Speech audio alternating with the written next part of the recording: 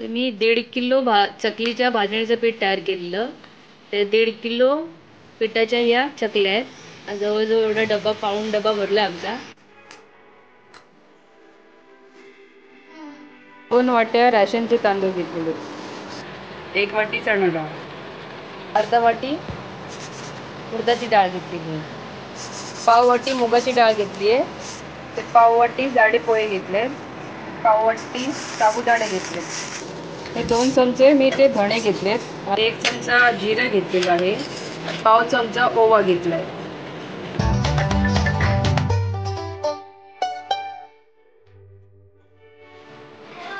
भाजणीची चकली बनवायची आहे त्याच्यासाठी साहित्य घेतले. आता ही जी वाटी आहे हे 2 वाट्या तांदूळ घेतलेत मी. ते एवढे साईज वाटी आहे. हे 2 वाट्या तांदूळ. आता हे तांदूळ व्यवस्थित धुवायचे आणि आपण सुकवायचे. हे तांदूळ म्हणजे घरात जरी आपण सुकवले पंख्याखाली तरी चालतील. अगदीच काय आपल्याला उन्हाखाली ठेवायचं नाही, त्याच्यामध्ये एकदम कडक कडक होतील. पण आपण नॉर्मल आपल्या पंख्याखाली घरात सुकू शकतो. व्यवस्थित सुकल्यावर सुकवायचे ते आधी. मग तुम्हाला पुढचे साहित्य मी दाखवते. आता ते आता आपण स्वच्छ धुवून घेऊया आणि याला पहिला सुकवूया. या 2 वाट्या तांदूळ आहेत. 2 वाट्या तांदूळ मी स्वच्छ धुतले. असं पाणी सगळं काढून घेतलं त्यातलं आणि मग असं कॉटनच्या कपड्यावर सुकत घातलं. म्हणजे सगळे पंख्याखालीच असं नीट केलं, कोरडं केलं पूर्ण तांदूळ. ह्याला अगदी कडक होऊन बिन द्यायची गरज नसते. आपल्या घरातल्या घरात सुद्धा आपण पंख्याखाली ते व्यवस्थित सुकून घ्यायचे. हे आता व्यवस्थित सुकले पूर्ण. एकदा जरा मी सुकत ठेवले व्यवस्थित पंख्याखाली आणि आता बघा हे असं व्यवस्थित सुकलेले हे सुके झाले. आता आपल्याला हे भाजायचे. कढईत घेऊन आपण आता हे भाजूया.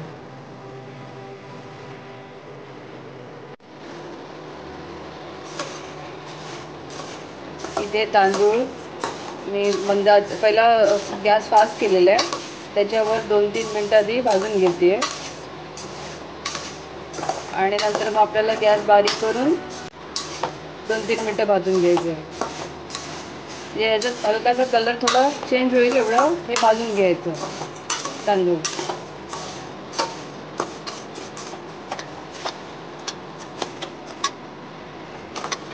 थोडा कलर फक्त चेंज होईपर्यंत भाजायचं. अगदीच काळे होईपर्यंत भाजायचं नाही. तांदूळ करपून द्यायचं नाही.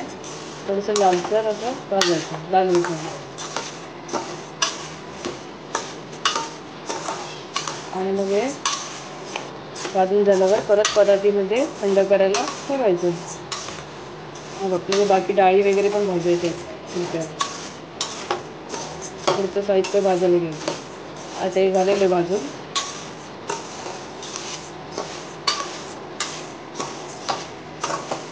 आता आपण इथं परातीत काढून घेऊया आणि थंड करूया.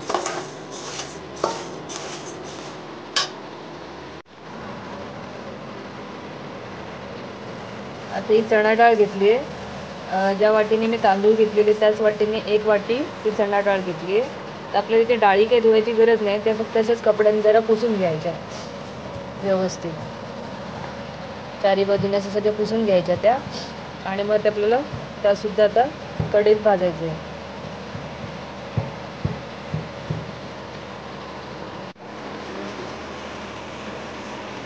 असं जरी व्यवस्थित पुसून घ्यायच्या कपड्यांनी डाळी.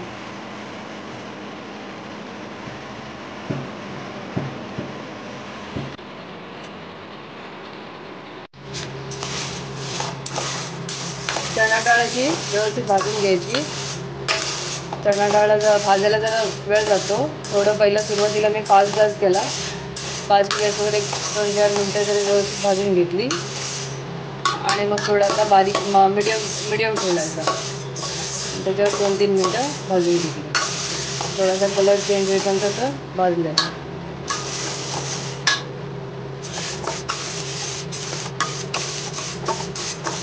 थोडं वास येतो मस्त भाजायला. त्याचा खमंग वास येतो. पण कसं भाजायचं अगदी एकदम काळे काळे पण नाही करायचं.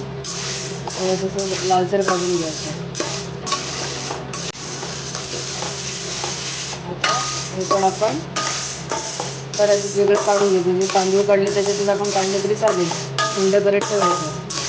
मग पुढच्या डाळी भाजायची. ज्या वाटीतून तांदूळ आणि चण्याची डाळ घेतली त्याच वाटीतून अर्धा वाटी उडीद डाळ घेतली. ती सुद्धा आपल्याला त्या कपड्याने पुसायची आहे. स्वच्छ पुसून घेऊया आता आणि मग ती भाजायची आपल्याला. पाव वाटी मुगाची डाळ घेतली आहे. ती सुद्धा आता आपल्याला कपड्यामध्ये साफ करून घ्यायची व्यवस्थित. सगळीकडे साफ करून घ्यायची. इथे म्हणजे फक्त मी तांदूळ व्यवस्थित धुवून घेतलेले, बाकी डाळी मी अशाच कपड्याने पुसून घेते स्वच्छ. तुम्हाला पाहिजे तर तुम्ही डाळीसुद्धा धुवून वगैरे सुकवू शकता, पण जर वेळ कमी असेल तर आपण हे नुसतं असं पुसून घेतलं तरी चालतं. सगळं डाळ स्वच्छ कपड्याने, असं कॉटनच्या कपड्याने पुसून घ्यायचं. ते सगळं त्याचं काय धूळ वगैरे असेल तर निघून जाते.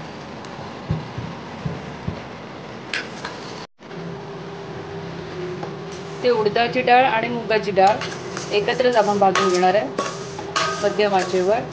जे दोन्ही डाळी सारखेच भाजले जातात, एकाच आकाराच्याच म्हणून किंवा एकत्र असं दोन्ही घेतलेलं मी भाजण्यासाठी. थोडं मध्यम आकारावर हे 2-4 मिनटं भाजून घ्यायचं व्यवस्थित. थोडंसं कलर चेंज होईल आणि मग हे पण थंड करत ठेवायचं.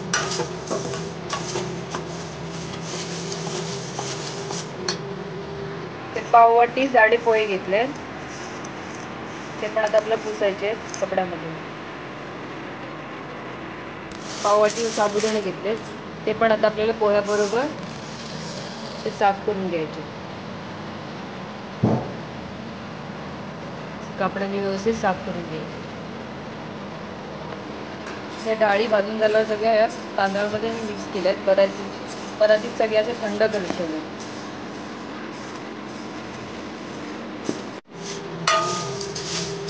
साबुदाणा आणि ते जाड पोहे पण आपण 2 मिनिटं जरा भाजून घेतलेले मंद गॅसवर. गॅस थोडासा कमी ठेवायचा आणि व्यवस्थित भाजून घ्यायचं. पोहे थोडेसे कुरकुरीत होतं तोपर्यंत तसं भाजून घ्यायचं. आणि हे पण आता आपण थोडं थंड करत ठेवले. बाकी साहित्यांबरोबर हे पण थंड होऊन जाईल.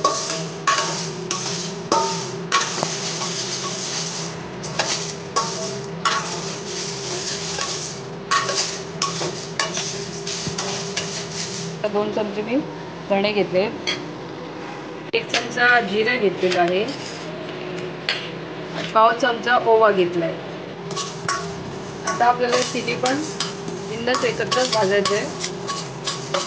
थोडंसं लालसर होईपर्यंत. भाजल्याचा वास पण असा मस्त येतो अगदी जिऱ्याचा. धणे जिरे पावडर करतो तसं आणि ओवा, धणा जिरा आणि ओवा एकत्र भाजून घेतलं. मंद आचेवर थोडंसं भाजून घ्यायचं.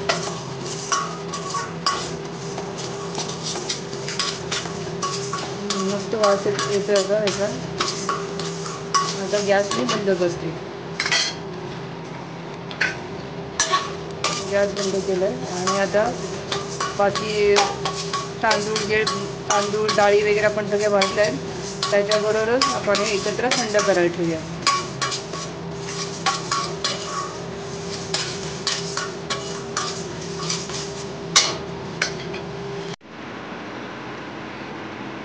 आता हे सर्व साहित्य एकत्र मी भाजून घेतलं आहे आणि आता हे थंड करत ठेवलं आहे. डाळ तांदूळ सगळे डाळी आहेत, तांदूळ आहे, धणा जिरा.